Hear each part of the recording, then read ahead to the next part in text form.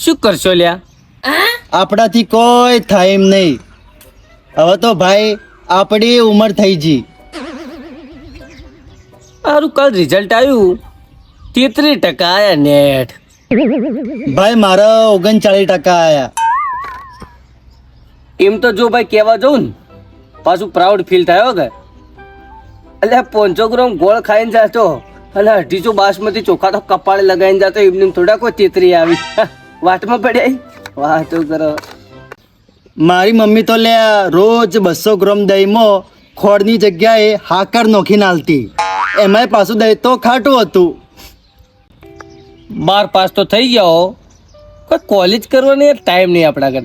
આપણે ડાયરેક્ટ ધંધા જ કરીએ. નોકરીનો તો વિચાર નહીં ભાઈ. આપણે નોકરી તો કરવી જ નહીં.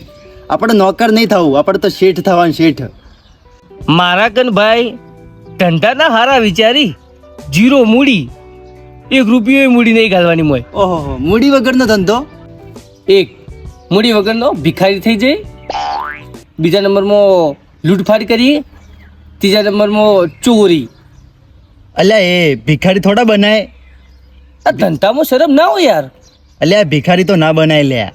અલ્યા પણ આપણા બાપ દાદા કહેતા આયા ઈ કોઈ પણ ધંધો નાનો નહીં હોતો લ્યા. એટલે ધંધામાં હી નહીં શરમ. એવું એમ?